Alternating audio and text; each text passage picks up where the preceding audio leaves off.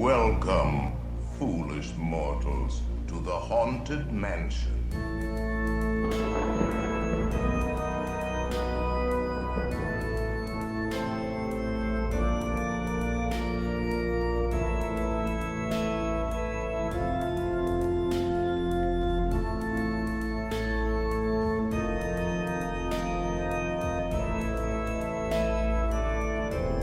Welcome, foolish mortals. Welcome, foolish mortals. Welcome, all you mortholes. Yes, the mortholes are here. Thank you for joining us. This is going to be a very fun show. We were getting hyped in the pre-show lobby here. We were talking about a bunch of different stuff. Those are our special BFF times that they don't get to Exactly. They don't get to see, they don't get to know, they don't get to understand. Hey, Exactly. if you're here in the chat, let us know. If you're listening later, hello in the past, in the future. Yes. We are in the past. Yeah. Hello to the future. Very Epcot, you know. Oh, speaking of Epcot, Don't Worry, Darling is my favorite Epcot movie. You tweeted that. I had no idea what that means. Explain. Bro, have Spoilers, you not I guess. Seen it? I think I've gone out of my way to not see it. I heard it was not a good movie. Dallin, bro, you and your wife, as we all know, you're married. You and your wife need to watch that movie tonight. Is it on streaming yet, or do we need to go out and make a whole evening of it? It's on my Plex somehow. I don't know how. So it's your favorite Epcot movie. Yeah, dude, you got to watch it. And then I cannot wait for your response, like your reaction to like the climax of the film. Oh my God, you got to watch it. I'll have to take a peek. So Dan, someone in chat just said you dropped grenades on Twitter. Can you tell me about that? What are you doing, dude? That is classified until tomorrow, when the entire story will be revealed for everyone to see. But everything is not as it seems.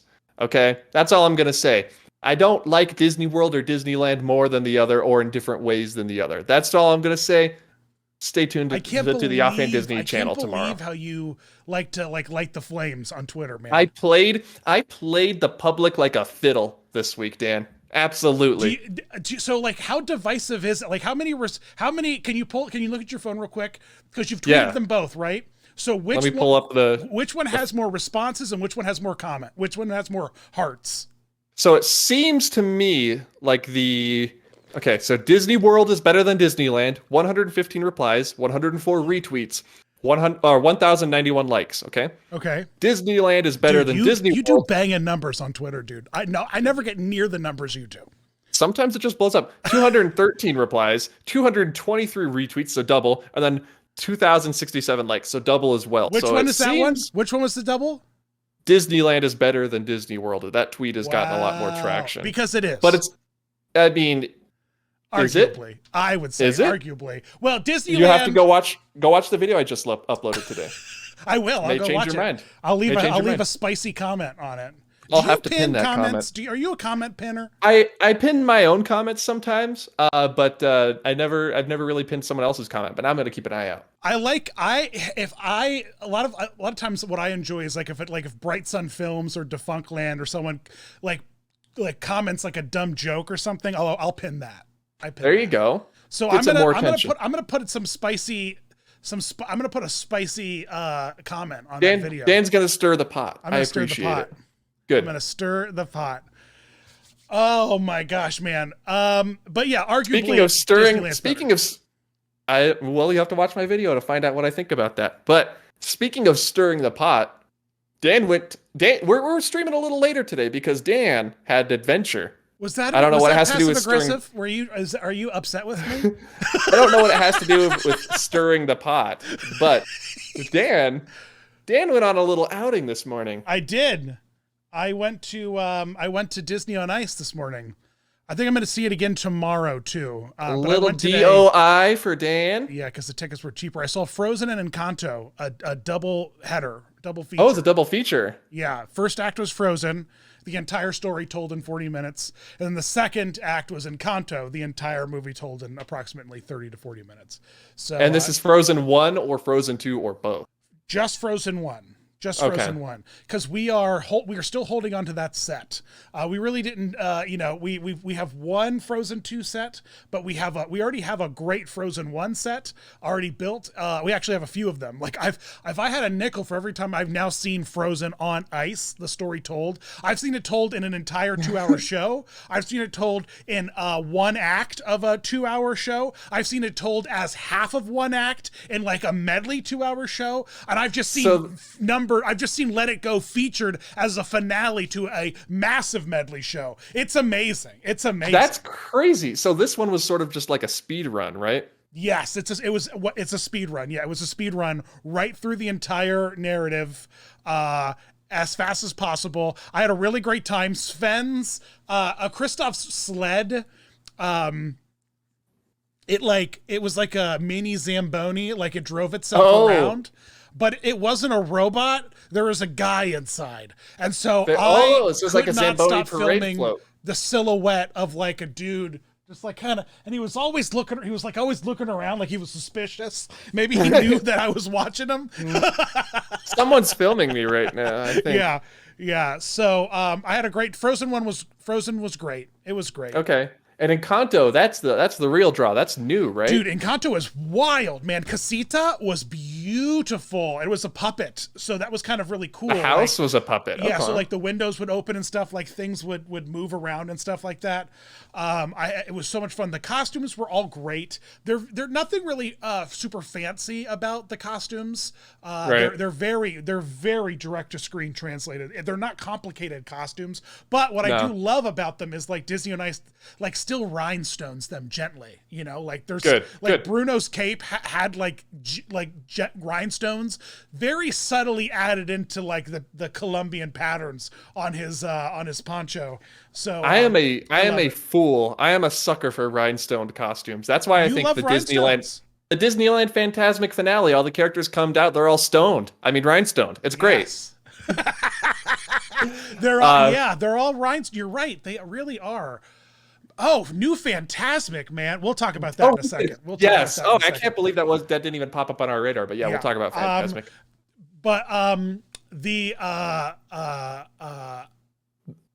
There were some really great moments, like when Bruno was redoing his, like when Bruno was telling the future again, and they lit the ice on fire.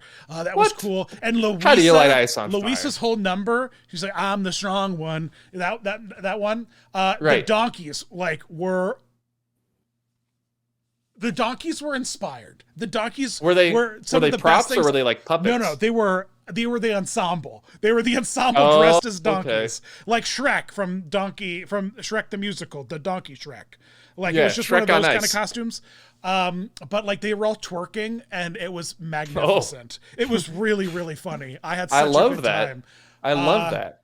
And the merchandise left something to be desired. I saw your tweet on that as well. Yeah, there was none. I bought a book. The book's downstairs. Here, I've got the as an example, I have this Peter Pan. I just did a Captain Hook video that'll come out in like 2-3 weeks. And I got the book because I just saw Frozen and Encanto together, Of course. And you need Peter Pan. One picture of Encanto in the book. Only one. I'm going to tweet it. You'll see. Only one picture of Encanto. It's very interesting because this sort of can lead into the whole Bob Chapek sort of underselling Encanto thing. Yeah, because we've talked about that before. Yeah, how he expected it to flop. Yeah, did it flop? Well, I guess in theaters technically because it had a very limited release, but it was on Disney Plus. It absolutely blew up.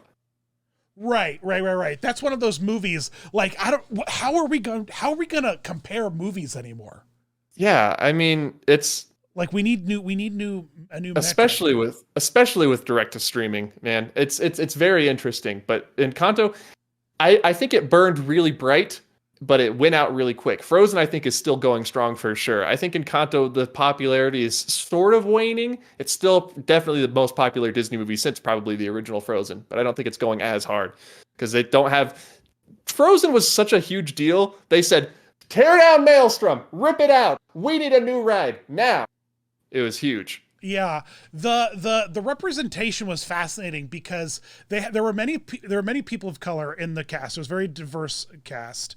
But they had this one guy from South America, this one skater, and like they made him the host of the show. In fact, I've watched a lot of like news clips, like where like local news like interview as the show comes through town, including Good Morning America did a segment on it. Oh, so he's like a local / international celebrity. Yeah, this guy. Like a C-lister. Yeah, well, no, no. You know what? It feels more of like show pony-ish, quite honestly, because they kind of whitewashed the show. If you think about the cast of Encanto, it shows a very diverse range of colors of the skins of Colombians. Like there's a very diverse, like light-skinned to dark-skinned Colombians. Like there's, and that movie depicts it beautifully. And then they cut a lot of the dark-skinned characters, like the cousin that can shapeshift, Camillo. He's not in it. I've seen it once. And Antonio, the little one who could talk to dogs, and they're retheming the Tarzan's treehouse after him. Yeah, that one.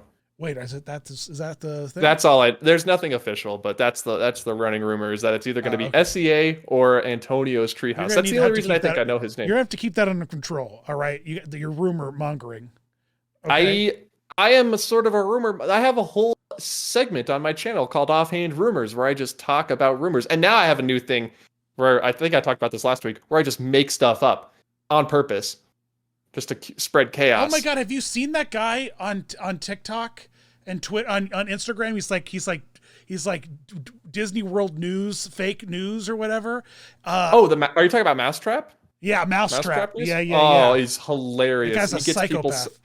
He did one about like a 24-hour Disney day that they're going to be hosting for like DVC members or something, and everybody bought it. It was hilarious. But there's like down below in the fine print, it was like, it will be like $300 per hour. Food will not be included, and you will not be able to sit down. It's like hilarious. We should talk to him, and you and I should get in on one of them.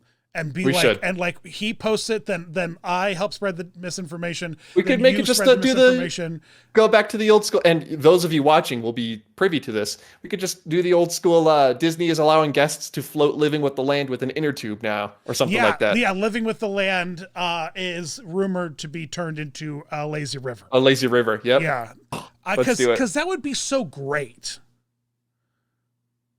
You know what? The fake news or the lazy river? The lazy river. It would be legit. It's a legitimately great, if the water weren't full of machinery and mechanics and electrified. Bananas, Dallin. Let's just think about it. I don't mean to fully ADD here this for a minute, but let's just go for it. That's what this podcast is for. Let's just think of what they did with Living with the Land. Is like they kind of gave us like this agricultural close-up look at agriculture, whatevs, that's all it's for, how food is grown. But okay, everyone buckle up, because it's a great idea. What if we did an Epcot resort that wasn't for rich white people, that does what Animal Kingdom Lodge did to the zoo, to what Living with the Land and like the Land Pavilion has going on? Like, what if we had like a neutral carbon footprint, like you build like a super like solar punk green scale, everything's 5-star resort, just around a farm. Yes, they're tiny homes. And exactly, and like part of your stay goes into maintaining you have to do something. Well, I don't know if you have to do something, but I think you don't have to work the fields. Your stay goes into paying the salary of many college students that are working diligently to maintain the crops. You know what I mean? Exactly. But like all those college kids come from environmental. Like the only way to get into like the crop track is to be like environmental science or something like in college. Yeah, you could call it living at the land. Yeah, living at the land, right? But like the laundry rooms like on the first floor, and like it's like in the middle of so you can see all the green practices they go through to like maintain the linens in like a green way, or like that would be very interesting. Yeah. Think of applying the Epcot, like this is how things are doing. This is how things do, but to a resort, hotel. To a resort. And then of course, Dan, the most important part about Living with the Land is you can eat the food that they grow there. So obviously, there would be an aspect of the crops where you could right. Yes, exactly. Like when you get to your room, there isn't chocolates on the pillows. No. There are raw carrots. Still corn. dirty. Like you washing, like the bathroom has like the soap dispensers, but also like a peeler, like a carrot peeler. It's got everything you need. And every room comes with a stove top where you can make your veggie soup. It's gonna be great. Right. Did we just essentially living out the land? Did we just essentially describe the cabins? I mean, because that's what. Well, no, because the cabins are different, but the cabins have a kitchen. I need to stay at the cabins at some point, but I don't look at Walt Disney World and say, you know what, I need to be camping. I always want to stay as comfortably as I can when I go to Walt Disney World. Yes, I agree with you. I like to be comfortable. Because being in the parks is so uncomfortable. Exactly. And so you have a Pop Century, or you have, dare I say, a Riviera to go back at the end of the day and sort of unwind. That now you get to go to a cabin, which I would assume are pretty nice cabins, or you could get a spot at the campgrounds for like $60 a night and pitch your tent and sleep on the ground. Have you been on TikTok at all and seen like what goes on over there? Like it's not well. Those people aren't well. They move in. They come into town and they stay there for camp. Months. I'll tell you, whatever they're doing, it's not camping. What they're doing is like setting up like B-movie, like sets, very complicated sets. I saw there was a whole Jurassic Park one. Yep, there was a monorail golf cart that was being driven around. Yeah, it's bananas. It's a whole thing. There's a whole tradition there with like, usually older people will go down there with their RVs and just set up camp for like 1 to 6 months, and they'll like decorate for the holidays and do a bunch of different stuff. I need to check it out at some point because I feel like that would be a lot of fun just to walk the campgrounds and look at all these sets. It would be fun. And staying at the cabins is fun. It is just difficult to get around. Yeah, because you have to walk to the lobby to take a bus to the parks, right? You can't I guess they have boats. They have boats to like Magic Kingdom. You can boat to Magic Kingdom, right? Yeah, and then you can bus everywhere else. But the cabins are built in like pod sites, so you have to walk to a bus stop.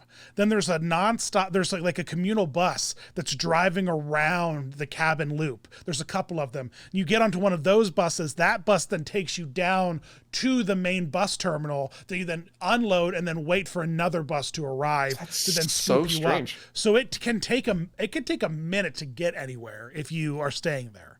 For those of you who are wondering, I'm not making eye contact with Dan. I have a map up on my wall of the Magic Kingdom sort of resort area and the park, and I'm looking right now at the Fort Wilderness area, and yeah, it's set up very, very intricately. Yeah. But I love it. I love You love Fort Wilderness. See, if I would ever Hoop-de-Doo, I've never done Hoop-de-Doo. Whispering Canyon stresses me out. But Dan, if the time comes for our little collaboration, maybe we should definitely try it out. Yeah. I will very likely get a cabin for when we do that. Okay. Because it's just so good. Unless we might have to stay like at one of the resort connected hotels, but we'll talk about that. Yeah. I'll stay at the Wilderness Lodge. You'll stay in your tent. It'll be great. Yeah. So, but yeah, Encanto was great. It was really wonderful. I had a great time. I was like a psychopath, a 35-year-old man, just sitting in the front row, filming it, eating a... Oh, you got front row seats. You're like A1. Yeah. Nice. Yeah, I'm going to go again tomorrow, I think, at some point. I just entered a bunch of Broadway lotteries, so we'll see if we win any. I'll go in and see a show and then see an alternative ice in the morning or at night. There's a bunch of I've never been to Disney on Ice. Is it like a dance show? Is it like a skating show? Is it like a play where they act out the scenes and read their lines and sing? What is it? Or is it all like lip sync? Pre-recorded? Okay. It's all pre-recorded. Yeah, it's all lip sync. Although there are usually 2 live mic'd characters who will interact with the crowd, and like who are clearly talking, but they're talking. They have scripted parts. They're not singing or anything like that. And then it's literally like for Encanto, they took the movie and they just cut it down. They cut the soundtrack down. They cut the dialogue. Like, I guess they get access to the masters of everything and they just make a tighter version of it. And then just recreate it on ice. And so they're reenacting stuff. There's special effects. So they get like the audio, the lines from the movie, like just the spoken lines, the master track. Very much like what Beauty and the Beast at Hollywood Studios is. Okay. but just on ice. Because Hollywood Studios is the movie. It's like Beauty and the Beast at Hollywood Studios, except the ground is a lot colder. Whalebait says Encanto is Hyperion's getting Encanto. Is that a thing? Is that confirmed official? Is that a thing? I'm not aware of that at all. Quick to blog Mickey. I'm not seeing anything about it, but maybe. But yeah, it's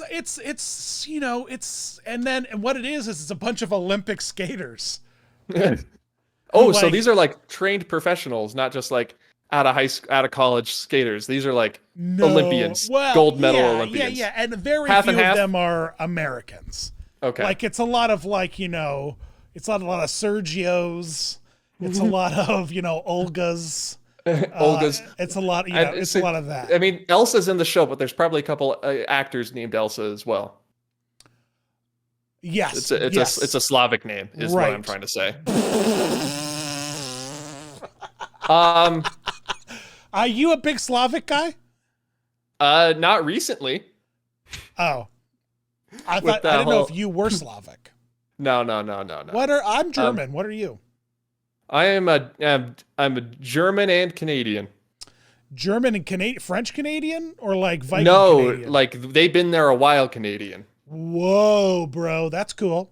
And it's pretty cool. So that I am lucky enough to have both of my ancestries reflected at Epcot. I can go visit my motherland, and then I can go visit the fatherland and get some or some ketchup flavored potato chips. Have you ever done the steakhouse at Canada? Le Cellier. I'm weird. I like Le Cellier a lot. Like I love Le Cellier. Yeah, I think I've never gone. Kevin just went from Defunctland and he said it wasn't as great as he heard. So I was just curious. This is Defunctland speaking. What did you get when you went?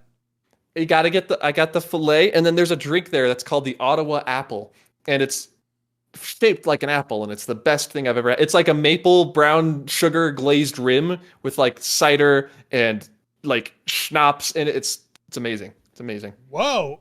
It's like you're drinking an apple orchard from Canada. Do you keep the apple afterwards?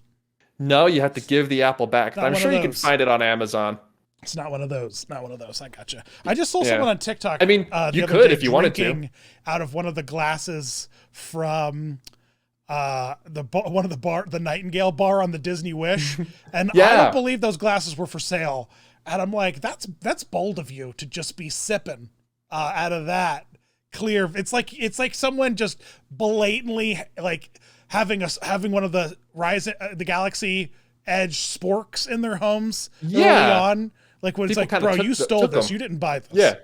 Sometimes, Dan, you gotta do a little bad to do some good. All right, that's all I'm gonna say. Did you steal a spork? I never stole a spork. No, they stopped doing the sporks, right? Yeah, they stopped because people were stealing them. Yeah, and then they sold sporks, like sporks in bags. But they do still serve the entrees at Docking Bay 7 in like cast iron dishes, which are really stealable. I mean, not as stealable, but they're really, really cool. Tip. The Andorian fried tip yip. Yeah, that's just fried chicken. Yeah, and then there's like a braised beef one. That's newer. I got that last time. I'm sad they took the smoked ribs off the menu because that was my favorite. I loved it so much. I don't need a rib. That's fine. I'm sorry for you. I'm really sorry. I know you probably love ribs. I probably love chilies. It might be because back at Disneyland where Galaxy's Edge is now used to be a barbecue joint, Big Thunder Ranch Barbecue. Oh, you think it's an homage? So it might have been an homage that has sadly been lost to time. Yeah, I love that skillet. It's got like stir fry in it. Mm-hmm. It's so good. And then you got the Ronto wrap. They really outdid themselves with the food at Galaxy's Edge. I think the Galaxy's Edge is all around great. Yeah, and I also love all of the Star Wars logos for the sodas. And like, yes, I think how it's not quite Aurebesh, but it's semi-recognizable English Aurebesh. And like, I think that like, one of Disney's great failures of Galaxy's Edge is not more so embracing their product placements that they allowed. And like, sure, the thermal detonators are cool, but like, give me a Star Wars Coke store. like they have at Disney Springs. Like the Coke, the Coke store. Oh, can you imagine? Give me like the Epcot Coke experience, but like as like a ship that's it's like a cantina for people who don't drink. Right. It's like exactly.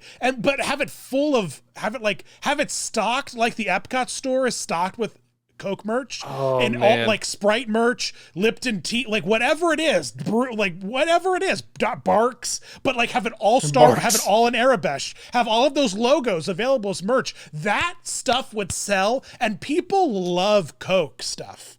Because it's like an institution, you know. Yeah. It's like a collectible thing. Like have what was that white furry thing? A Wampa or something? I think so. I think it's a Wampa. In the second one, have a Wampa instead of the polar bear Coke. The Coke. Have him holding a glass Coke bottle. Have a Wampa holding a glass Coke bottle. And he's like, ah, and you're like, ah, you know. But then he takes a sip. Eyes. Yeah. Right. He's violent. Then he takes a sip, and Luke force magics his arm back on. That's a commercial. We got a question here in the chat from Asterelium. I hope I said that correctly. I'm always really bad at that. What is your favorite restaurant at Disney? Since we're talking food now. Bengal barbecue at Disneyland, I'd have to say. Oh, but that Cafe Orleans is so good. But at Walt Disney World, I absolutely love Teppanyaki. It's not even close. Really? Do Japanese you like food, hibachi in your normal life? For special occasions, I'd say I go to hibachi like in my normal life, maybe 3 or 4 times a year. But why are you holding back?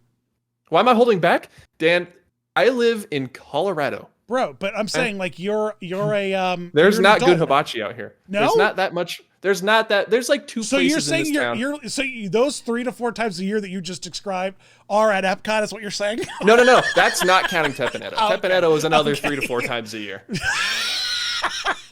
What is your favorite part about a hibachi? Oh, it just tastes so good. It's unmatched. Do you like the theatrics? The theatrics are fine. It's a nice little... I just like the way I like the food. I think the food is amazing. The theatrics are a nice little bonus on the side, especially at Epcot when they're all Disney adults at the table and you can all just talk about Disney adult things. I think it's a lot of fun. The portions at Teppen, Edo, whatever, are way too small for hibachi, man. Like hibachi. It's about what I get at my hibachi places, but again, I live in a state with terrible hibachi. So no. I live in I live in a place with gentrified hibachi, and it is gentrified hibachi. It is dope. It is amazing. Dan, the only good hibachi place in my town burned to the ground a couple months ago, so they have to rebuild it. What happened? I don't know. But yikes. You can go. They like the door is open, and so you can go into like the front waiting room, and it's like the whole back is scorched. I'm like, okay, well, we'll just wait for them to rebuild. What did it burn down while they were hibachiing? It must have. Can you imagine like, if it's whoa, the fire's really growing this time. Yo, man, and those fire, like, have you worked in a kitchen, like in like a have you been a server or anything? I was a busboy. I bussed tables for a while, and then I mainly worked. There's a little local Mexican joint that we have only here in town. Bro, I could totally see you standing in the corner of a Mexican joint holding a brown PVC tub and like a white rag over your shoulder. I worked there for like 2 months. Only white people worked there, by the way. It was very strange. It was white Mexican very place. Unnerving. I worked there for like 2 months and I was like, I'm out. Whoa. But I worked at like just like what we would call quick service places as Disney people before that. I didn't really bus. You've seen those those fire retardant systems that they have in kitchens, man. It's insane. When those things shoot off, when those things click off, bro, you do not want to be in the building. So I hope that it didn't happen like over a family of 7, because like it removes oxygen from the air. That's like what its job is. And like you don't want to be in. You don't want to be in there. Fire, you don't want to be in there when that happens. All right, so I gave you my 2 answers: Bengal barbecue and Teppen Edo. I believe it is Edo because it's based around the Edo period of Japan, which is a historical period. It is. What is your favorite restaurant, Dan, at Disneyland and Disney World? Will you please do me a flavor? Do me a flavor and quit flexing on all of your hot, spicy Japanese knowledge. I know a lot of hot, spicy Japanese things. No one's coming here for your hibachi wisdom. Dan, I'll have you know, before I went all in on Disney history, I was just all around history nerd. Still am, by the way. Oh, I thought you were going to be like, before I went all in on Disney history, I was huge all about hibachi history nerd. I love researching the history of hibachi. My channel was first called Offhand Hibachi. We would go through all the techniques and all the I showed you how to do like the onion volcano. The onion volcano is I showed you how to do the snowman face with the rice. I showed you how to do the beating heart. What is your favorite hibachi trick? My favorite hibachi trick is when they throw the eggshell up in the air and catch it in their hat, Dan. That's a good one. That's impressive. Because a rat catches it up there. Remy catches it. Yeah. They're not making this. This is like, it's the perfect way to see how Ratatouille works in real life is hibachi. Dan, you're dodging the question. You are dodging the question, are my restaurants? Okay. Disneyland and Disney World. Favorite restaurant? Disneyland. I love that corn dog place over. Like the Wagon or Corn Dog Castle? Corn Dog Castle. No. Corn Dog Castle. Solid answer. No, the one over by Goofy's Flight School, is that Corn Dog Castle? Yeah, that's Corn Dog Castle. Okay, yeah, Corn Dog Castle. Corn Dog Castle is all right. It's pretty all right, you know? It's pretty all right. That's your favorite? Yeah, man, I love a corn dog at Disneyland. It's the place. It's the place to get one. If you're going to get a corn dog, the difference between Corn Dog Castle and the Little Red Wagon used to be, they used to have like completely different corn dogs, but over the recent years, I think since reopening, they have become they're the same corn dogs. Pretty much the same, yeah. Okay. No, let me think about this for a second. I really love Skipper's Canteen. But you know what? I went to Tiffin's. Ooh, Tiffin's. Tiffin's, bro, is. We're all sleeping on Tiffin's. I think a lot of people are sleeping on Tiffin's. Yeah, a lot of people.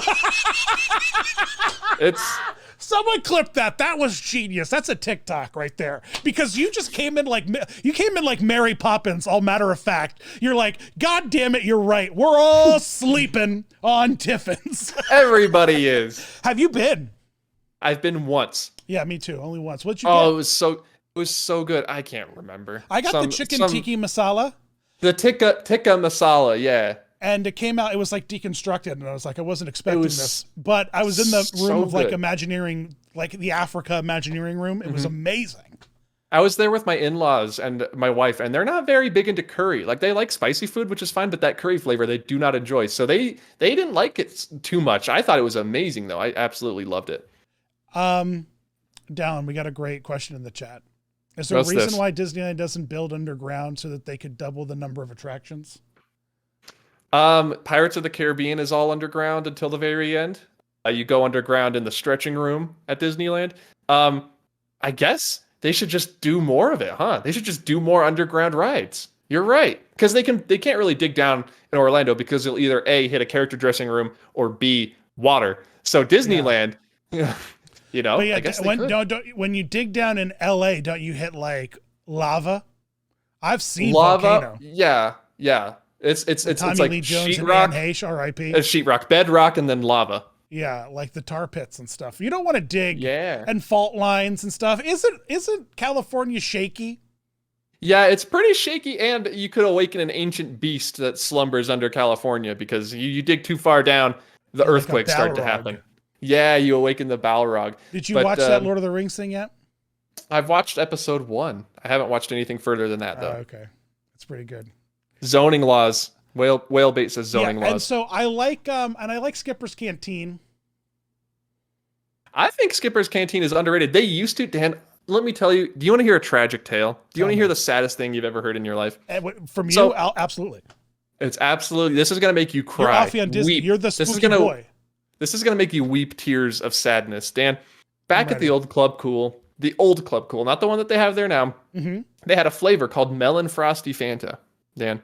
And that was, it's very hard to obtain. I've looked online because it's so delicious, and it's like, it's pretty expensive for a pack of Melon Frosty Fanta to be shipped to the Americas.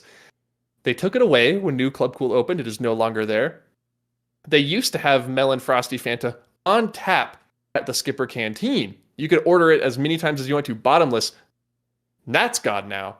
The only place you can get it is Disney Springs at the Coca-Cola store in like a little shot glass and like the flight as part of the flight. Whoa, Dan, man. the best soda I've ever had in my life. Disney's trying to take it away from me. Have you considered getting like a soda stream and figuring it out? Like synthesizing my own melon frosty Fanta. You're not an Epcot fan. You could do it. Until this moment, I have not. Go get some Mios. You know those like things at Target you can squirt in water bottles. You know. Yes, the closest thing I found is like the Japanese soda. The green melon flavored Japanese soda is pretty close. Not quite though. What is Japanese soda? What does that mean? It's like the little marble, the ramune. Oh, the marble one. Like, yeah. What is that about? What is the marble?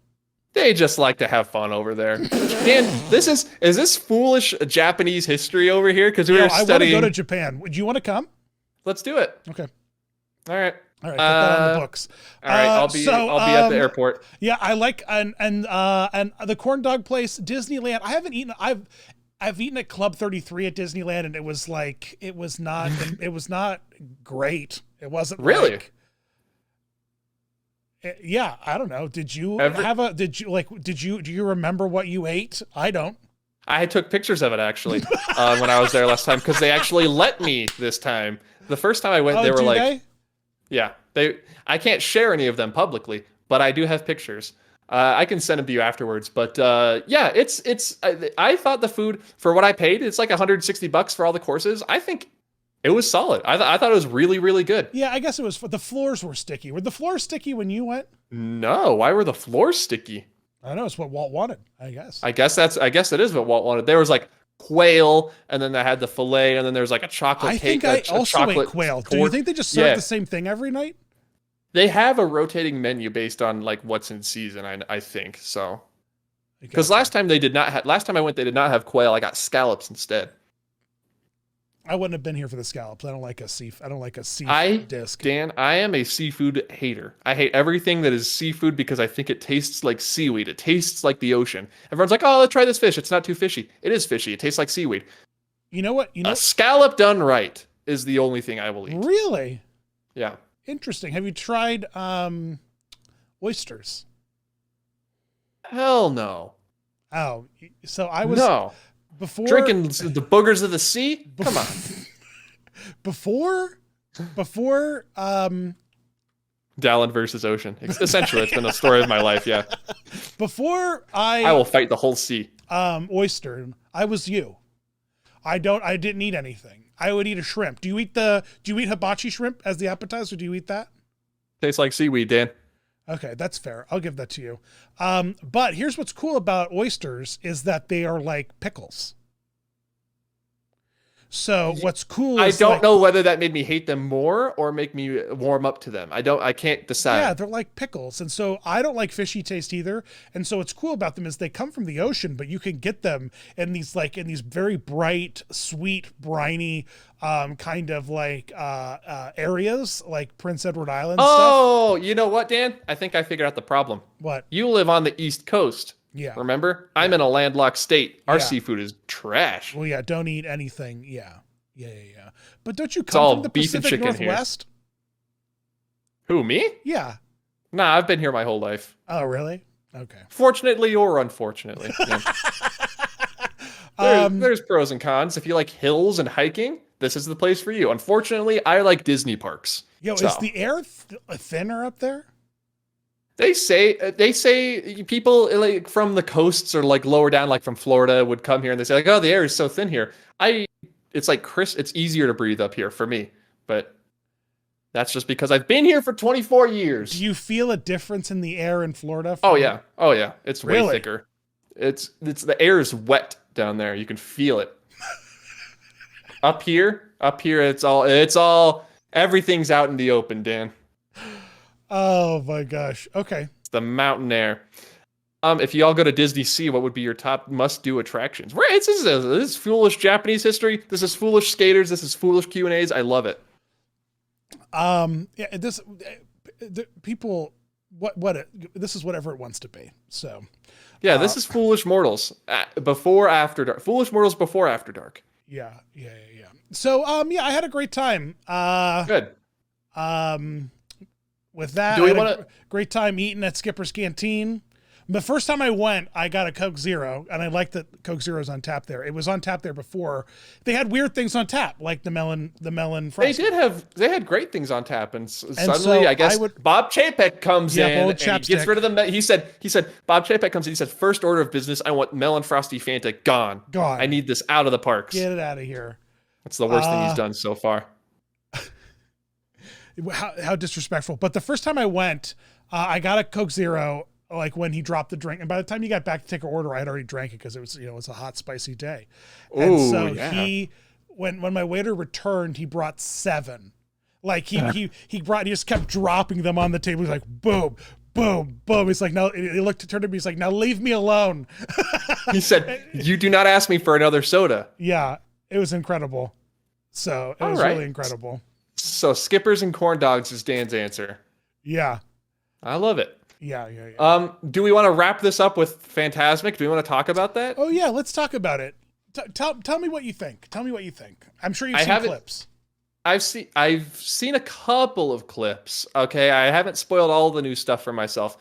We could talk about the crowds in a second, but from what I've seen so far, Disneyland Fantasmic is still superior. And I saw the end with the Steamboat Willie scene that they have, and the characters aren't rhinestoned, Dan. They're not rhinestoned like they are at Disneyland. They're also on a boat that's so thin. That's the thing. The Mark Twain, the Disneyland...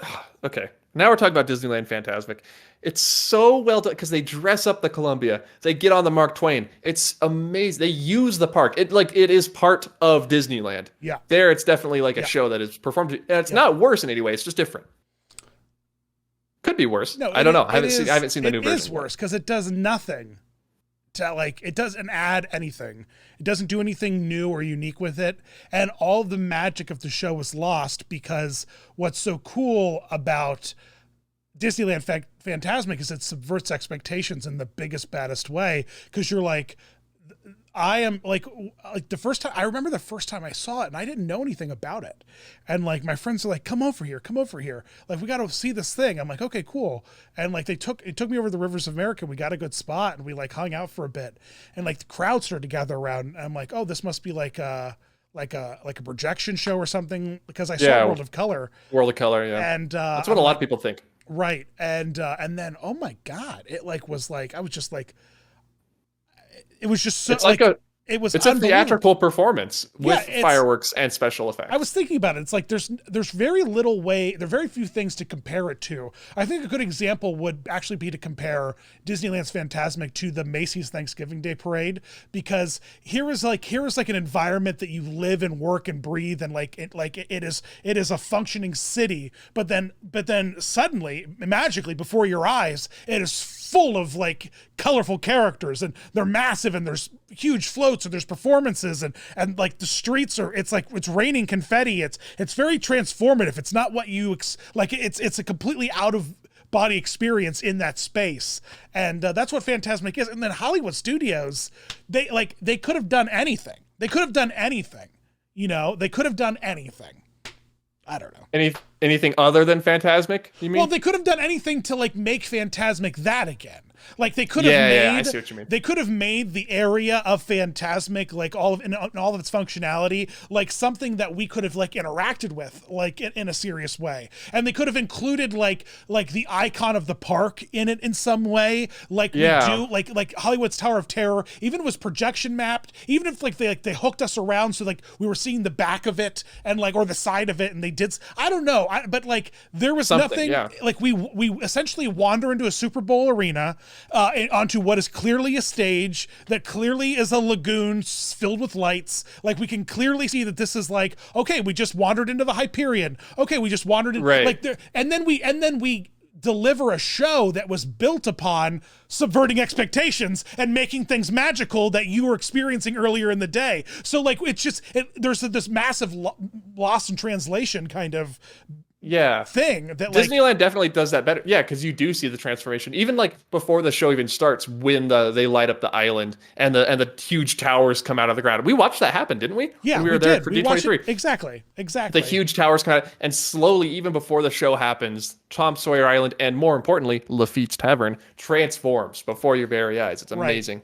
Right. And like You built that mountain.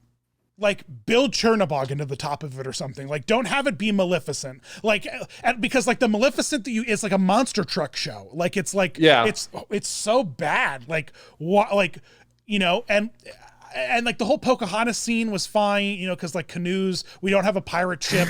We're not going to build a pirate ship or whatever. Because of canoes, you know, the Pocahontas was fine. They had canoes. But like, at least Tokyo Sea like uses a lagoon. It's like you know, Illuminations. Oh, yeah, that's right. Tokyo does have Fantasmic. Not anymore. It's gone now. But like they use they like use like an existing kind of, they transformed, and like the volcano would erupt, and like and like, you know, like whenever like Maleficent would come out of like the water, it was really cool. Like that's kind of cool. But like this was just an add-on. It was just right. It needs to be part of the park. Right. Like if you took the Thanksgiving parade and like put it in, I don't know, Rhode Island, you know, like it would be like, well, why are you doing this here? Like just do a different instead of going through the streets of New York, they just load everyone into like a sports stadium and just have the floats go through the sports stadium. Yeah. It's like loading everyone to a sports stadium and then like bringing in all the floats and inflating them for us all to see, and then deflating them and leaving, and we're all like, I can't believe we just got to see that. It was good. I mean, it was good. Yeah, we saw all the characters we love, you know? I mean, I get why they wanted to maybe do that, because obviously I think the capacity for Hollywood Studios Fantasmic is way higher than Disneyland Fantasmic. But I don't know, is there room along the rivers of America, the Magic Kingdom, to do that? If they wanted to, do you think they could? I don't know. No. I think they'd have. I think they'd have to have a specific seating area for Fantasmic. The only way to do it, we would have to lose Country Bear Jamboree. Would you be okay with that? No, it's not. It's that I don't need that. I don't need it in there. You know, like we'd have to lose something to like have like crowd control capacity, like in front of that. Yeah. A bunch of trees would have to be felled. Like, you know, I don't know. No, I don't think so. Like they should just build another Magic Kingdom. No, Hollywood Studios Fantasmic was not the first one. It was a copy. Yeah, I believe Disneyland was the original. But like we do a good job with this. Like the projection show at Hollywood Studios on the Grauman's is cool. It's Fantasmic-ish. Like we're transforming something that's in the park, you know. And like now the Spaceship Epcot. Earth gets you know, it transforms at night. It's really cool. So good. But Fantasmic just like it essentially is I tweeted it. It's a direct to VHS sequel that just rides on all the goodwill of the original and doesn't do anything cool with the material. It just kind of flounders, you know, it just flounders. I was definitely hoping that they would do something more with Fantasmic when they did bring it back. That was one of my D23 predictions, is that they would announce a new Fantasmic for Hollywood Studios now that Disneyland got their new Fantasmic, you know, back in like, I believe it was 2014, 2016. Do you know what I was fully expecting? They changed it up a little bit. I was expecting the Kite Tails things to make appearance. Like I was expecting like some kind of like thing, because Kite Tails is dead now, and like what are we A, what are we doing with those jet skis? And B, rip Kite Tails. And what are we doing with those kites? And like I thought like, oh well, maybe they'll like do the maybe they'll do the Jungle Book thing and like fly the kites or something. That would make sense. That would be cool. Yeah. Like, and make them neon. Maybe they glow in the dark. Maybe this is the plan. Something. I don't know. They tried kites with Epcot Forever as well. Remember those? Well, those melted in the sulfuric acidy water that is the lagoon. So don't go swimming in that one. One, you'll get kicked out of the park, banned for life probably, and two, probably will give you acid burns on your skin. Yeah. But did you see, Dan? We're talking all this crap about Disney World Fantasmic. Did you see the crowds yesterday for opening night? Bananas, man. It was crazy. People were missing it, and I can't blame them. I mean, even Fantasmic, even when Fantasmic is bad, it's good. You know what I mean? It's not Disneyland Fantasmic good, but it's a fun watch, I would say. Yeah. Hey, there's a dessert party. They give you this cool box. And there's fun. A box of desserts? Or you can eat at the Hollywood Derby, get a Cobb salad. I saw Tina Fey eat a Cobb salad at the Hollywood Derby once. At the Hollywood Brown Derby? Really? Yeah. I love the Brown Derby. Yeah. And so like just get one of those get one of those package deals and then get dessert a great packages. Seat. Here's a little hack for you all. If you don't have a dessert package and it's all sold out, Just go to the restaurant, and if you can get a reservation or sit down or whatever, ask them for it, and they can usually give it to you like 99% of the time. Really? Yeah. At least with Disneyland and the Fantasmic packages and the firework packages. I got like a cocktail and a glow cup. I got like a glow up necklace. I'm a sucker for a good glow cube, Dan. And they gave me a it's like this like cute little box full of sweet treats. I mean, some people stand against it, but I actually think the dessert parties are a lot of fun. Me personally. Have you done the Tomorrowland Terrace one? I did it when it was Happily Ever After, I think, just for fun one time, and it was awesome. It was so cool. I couldn't drink. I was 20 at the time, but now I can. Are there drinks at the thing? Yeah, I think they have champagne there. Really? For the grown-ups, yeah. Ah. Maybe I'll have to book it. It's a lot of fun. Last time I was there. And they did s'mores. They had the thing where you had a s'more station and you'd build your s'more and they'd give it to a cast member. They'd hold it over like an open flame and toast it for you. It was a lot of fun. Well, really? Yeah. I was at Hershey Park recently, and they had a s'mores station, and there was just like 3 kids, and their jobs were just making pitchforks full of marshmallows. Like 15 to 20, they were roasting 15 to 20 marshmallows at a time on an open just to get ready for the demand. Well, no, because like there was a line out the door for s'mores. So like they would hand over the toasted marshmallows and they would like slap them together in sandwiches and like out they'd go. Like, and they were on this constant, they couldn't toast marshmallows fast enough. It was fascinating to watch. People do know you can just make a s'more at home for like 25 cents, right? Yeah, but people are afraid to light stuff on fire. Not me, dude. I'm Dallin, the arsonist. I'm Dallin. I enjoy seeing flames. There were some fireworks at Disney on Ice. There were? Yeah, and they lit the ice on fire. Bruno lit the ice on fire. Yeah, you mentioned that. How do they... I guess it's similar to the Rivers of America trick. I love, going back to Fantasmic, you can see them release what chemical is it, onto the Rivers of America before Maleficent breathes her fire and ignites it. It's pretty fun. And then everyone freaks out. That's a thing. That's another thing with Disneyland Fantasmic, I think, has over Walt Disney World, is it gets the audience in a weird way almost involved with the cannons going off on the Columbia. Everyone always jumps. It's fun. It's fun to hear the crowd freak out. Yeah. When the Maleficent breathes fire, everyone goes, "Whoa!" Did you burn down your hibachi restaurant? I cannot answer that question. My lawyer advises me to not answer that question at this time. Dan, can we move on, please? I know. Keep them away from Tepanito, guys, if you want it to stay around. Change the subject. Dan. Dallin. I was about to say something about Tep and Edo. They have Wagyu beef there for a $50 add-on. It's worth every penny. It's delicious. Did you have it? I've gotten it twice. It's amazing. I'm going to get it this butter? next time I go too. It's literally like 2 strips of beef, very thinly sliced in like a container this big, and it's worth every penny. It's like $50. Dude, we need to do our video idea that we have brewing. We need to set up like an Ocean's 11 type, like a heist. Cold open. But we do it at Tepanito at Hibachi, and so it's me sitting between you and Kenny, and like I put like blueprints on the counter and roll them out while he's in the background dicing things. Flipping eggs into his hat. Yeah, I love it. I love hibachi. It's just not enough. I'm also just a gigantic man. I say I'm a very small man, so yeah. I usually get my fill from it.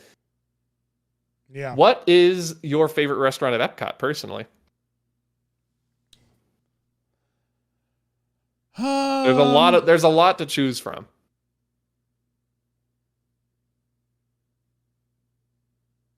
You know what? It's dead air. It's dead air, Dan. I like Space 220 a lot.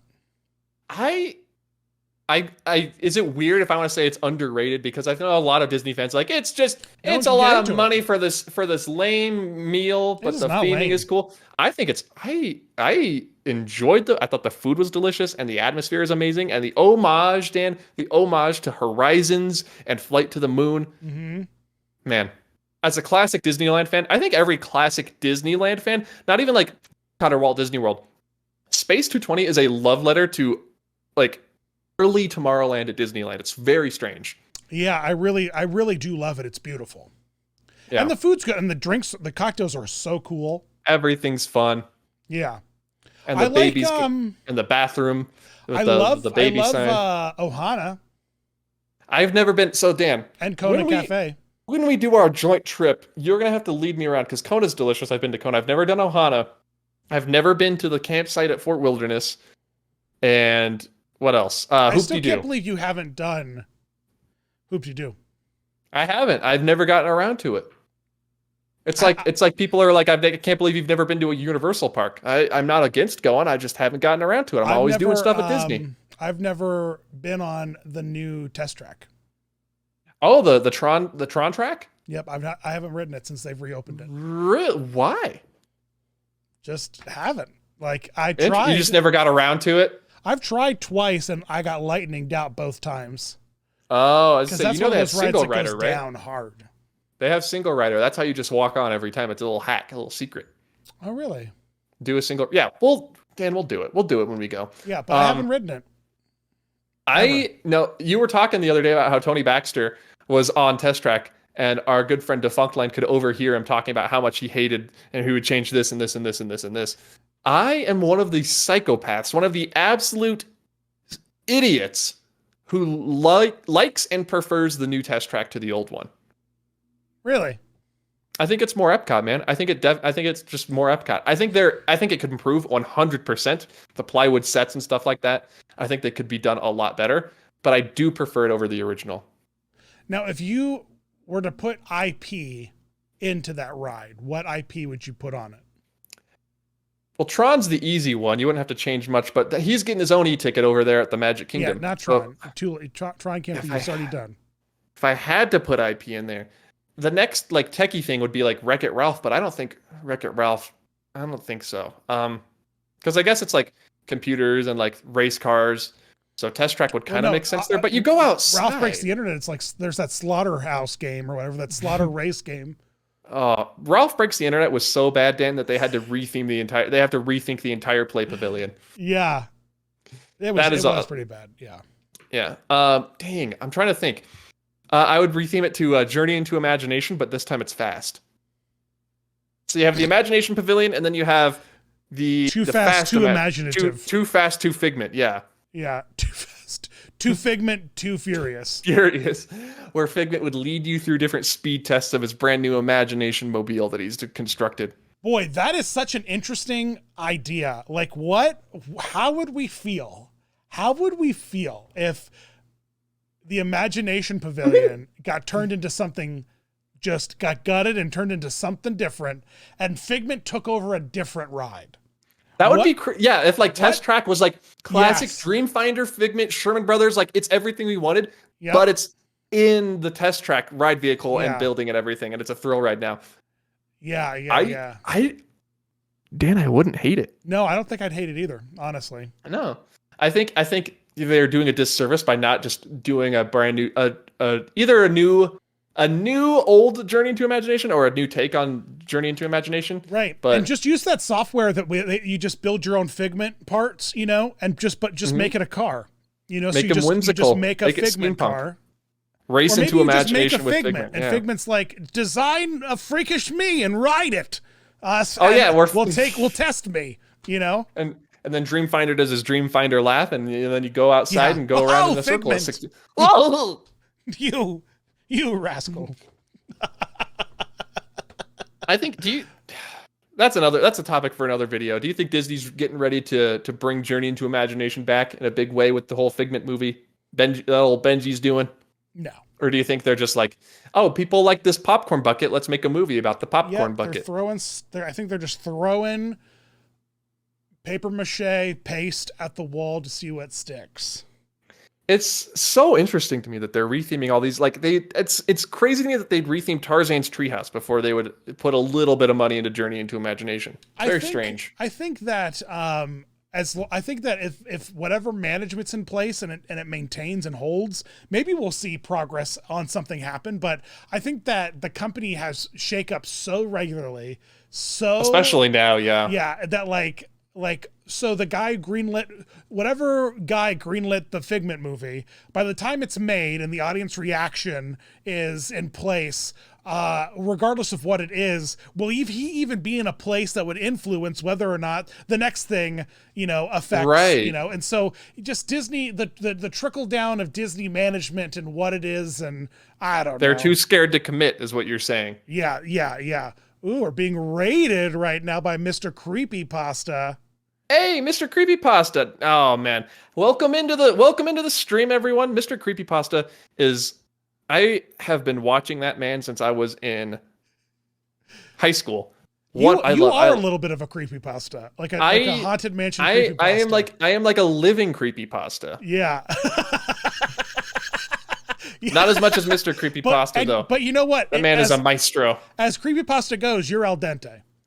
Yeah, I'm a bit undercooked. Yeah. Just a little bit. A little pale, a little undercooked, a little thin. Well, there's been segments of like Halloween specials where I'll like narrate like Disney themed creepypastas sometimes. It's a lot of fun. Yeah. Yeah, you've done some good creepypasta content. Are there lots of Disneyland creepypasta? Are there new ones? Like is there like there's like the old classics. You have like Abandoned by Disney and like the River Country one. But is there new creepypasta? I think there's a YouTube channel out there. It's like Dark Theme Park or something like that, where he writes and narrates his own Disney-themed creepypasta, or like theme park-themed creepypastas. That's a great idea for this podcast. Yeah. Maybe next time we make a creepypasta. We make a new one. Mr. Creepypasta says, legit some of my favorite videos of yours. Well, I think we should. Well, the thing is, I could definitely write one. Would it be unintentionally comedic or intentionally comedic? Like, I feel like I would make it funny on accident instead of scary. Well, I mean, that's the thing. Let's workshop one. I guess so, because Jeff the Killer is hilarious. Have you ever listened or read that classic Jeff the Killer? So it's like someone took like the Joker origin story and like, I'm just going to make it a 12-year-old boy now. It's hilarious. It's great. Right. Scary story time. Well, that's the thing. We just need to, first I think we just need to understand what Gen Z dreads and then just work backwards from that. I think it would be a collapse of society as we know it, personally, but I'm not quite sure. Yeah, global warming. So maybe the creepypasta is just, oh no, you're riding Haunted Mansion and inadvertently contributing to the energy crisis. Yep. I was going to say, Mr. Creepypasta, even a couple days... Sorry, I was looking at his stuff. He said, we found a replica of Disney's Haunted Mansion. That's right, I watched that one on his channel. So go check that out. If you haven't watched any of Mr. Creepypasta stuff, he's got some good Disney ones on there. Yeah, I'm gonna have to go watch. You got it. It's pretty spooky. He's got some spooky stuff. Why am I only interested in creepypasta though at like 5 a.m., 4 a.m.? Like Dan, like too late in the literally night. Fall asleep listening to creepypasta. You're not well. I have an issue, and I'm not going to talk to anyone about it because I like being spooked sometimes. I like being scared, especially around Halloween. I'll have my podcast roll and my YouTube channel going of just listening to just constant rotations of scary stories. Yeah. Horror movies are hard for me to do. The visual medium, I don't know why. I don't like being I think it's the gore with scary movies, and then like haunted houses, right, where you like walk through them. It's just the jump scares. I feel like I would like the theming and like horror nights, like Halloween Horror Nights, haunted houses. Yeah, I feel like would be a lot of fun. I don't like being jump scared because it's just like it's a visceral reaction. They don't really earn it. What would they be just the kind of hop out at you and yell. Scene in the Haunted Mansion to add gore, to add an excessive amount of gore. It would have to be somewhere in an excessive amount of gore. Yeah, that's what I mean. Like, how do you? Where's the one place you put gore to make the Haunted Mansion really upsetting? I guess the attic, maybe. Yeah, it's got to be the attic, right? It's got to be. I was thinking. The portraits all have to like, instead of them just being like them missing their head, they're like gush. They're like the frames are actively bleeding. Vivisected. Yeah. Right. Or there's just the heads laying around. Yeah. Yeah, and you could. It's like a spot the head when you're in the attic. You could. Oh, there's old George Hightower Dallin. over there. Oh, yeah. Have you ever drawn a connection to the heads that pop out of the tombstones to the heads that Constance has hatched away? Dan, I see where you're going with this. I see. Yeah, Mr. Creepypasta said the ballroom. Yeah, I think. Yeah, on the table, I was thinking like definitely Guillermo del Toro feast style. Yeah, gore feast. Yeah. I see where you're going with that thread right there. I don't think that they correspond. How many heads? You have to. That's the thing. You have to count how many popping heads. True. How many husbands? Because I don't think there are popping heads in the. Oh, maybe there are a couple. I think there's only like 2 in the attic, though. I could be wrong. There's no popping heads in the attic. There used to be.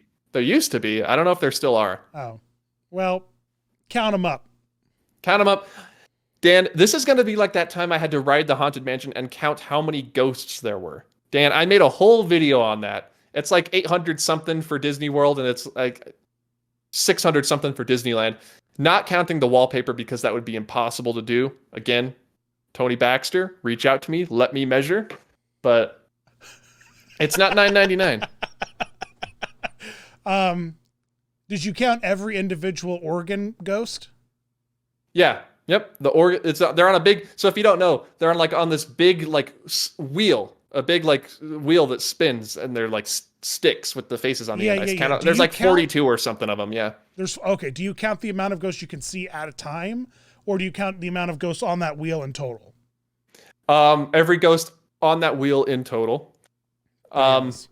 Yeah, and then every like animatronic, every figure, every picture, everything that is possessed, every tombstone. Are you implying that each of the changing portraits is its own ghost, and it's not just a spirit in some way that is doing it to all of the pictures? Each one individually is its own spirit?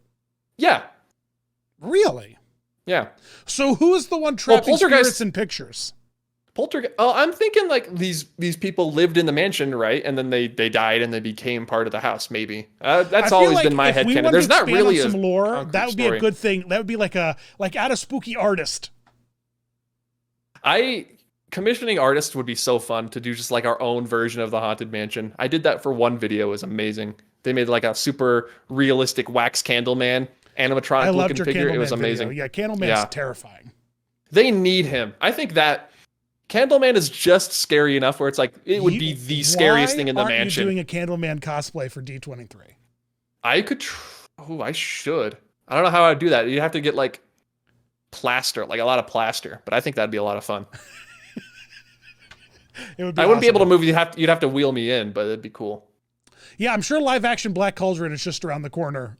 Oh yeah, no, they're definitely just it's right along up there with the live action Pocahontas that they're making.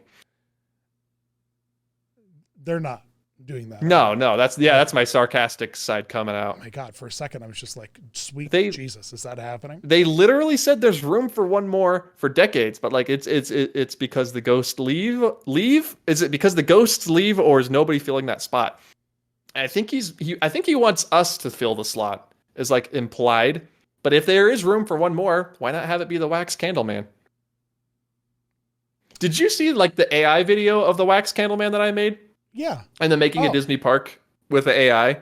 No. It was weird because it was like a normal clothed Victorian man, but his like skin was melting off rather than just like a man, like a man-shaped candle. It was very did you use more violent. The one that you showed me. Midjourney? Midjourney, yeah, Midjourney AI. What, you made a video on it? Yeah, it's called Making a Disney Park with AI. Not a lot of people watched it. It did not AI do very is well. Very divisive. Yeah. Yeah. But that was a very important lore video if you're following the offhand Disney lore. So. Oh, good to know. Yeah. Well, all right, Foolish Mortals After Dark. Yeah, I guess that's Whalebait says it's still on his watch later. Guess that's where it's staying. Yeah. That's what he's trying to say to you.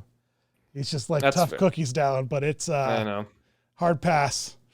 Hey, that's fine. That's fine. It's not for everybody. I realize that, but I did make a cool Roman ruins themed roller coaster. So check that out. Yeah. So you know, watch it, man. I didn't know. Yeah, check it out. And also DSNY Newscast. We were like doing some parallel thinking, not copying each other, not like we weren't talking about this at all. But I was like, hey, we're gonna do an AI video, and then he messaged me. He was like, dude, I'm doing an AI video. I was like, that's perfect. His is a more Haunted Mansion centric. So if you're looking for more foolishly mortalish things, go to DSNY Newscast channel. Old Jack. News, so I mean, old Jack. You guys aren't copying each other. You're both copying me. No, yeah, we're copying you. Yeah, that's where we got the, yeah. Dan, you snooze, you lose, man.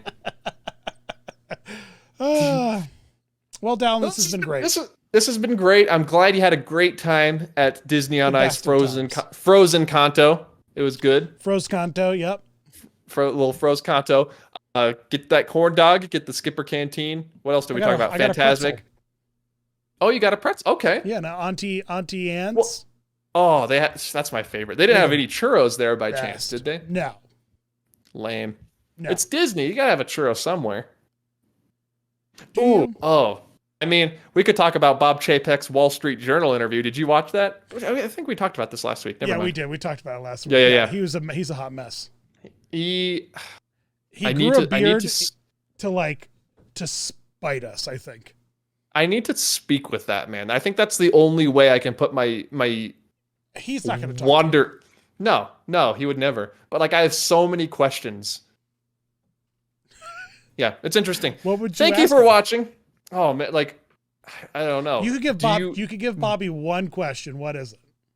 I feel like, do you care about Disney as more than just a money-making opportunity? Would probably be what I would ask him. It's like, obviously he wants the company to do good, so he makes money. But it's like, you can tell when a CEO cares about what their company is doing. Yeah. He just cares. You can call the U-Haul CEO. The stocks look good. The CEO of U-Haul has his number, is public knowledge. It's on the website. You can call him and talk to him, and tell him about U-Haul. I think that's kind of funny. Have you done that? No, but we should do it next episode. We should call into the U-Haul CEO. Yeah, and like ask for a quote, and we'll be like, we have a high residency. We're currently looking to move 999 of our residents. There is room for one more, although we may or may not fill that vacancy. Yeah. Yeah, but there's room for one more, but that's not enough. So we need to find a bigger place. So we need to upsize. And maybe we should upgrade from a haunted mansion to like a Phantom Manor or something. Right. Yeah. Or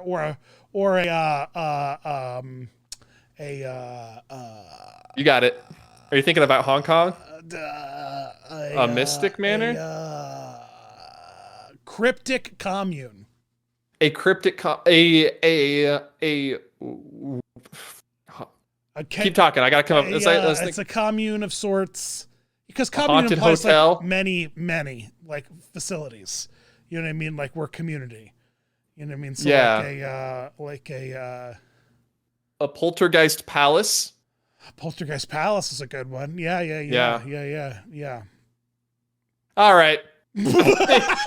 I think we need to return to the void where we came from, Dan. Yeah. Hurry back, guys. Hurry back, everyone. Make sure you hurry back. If you don't hurry back, a creepy castle. Ooh, a creepy apparition. Ooh. Apparition apartments. That's a good one. I like that one. Yep. We'll keep it. Yep. We'll keep it. Welcome to the next episode is Apparition Apartments. Everyone, hurry back.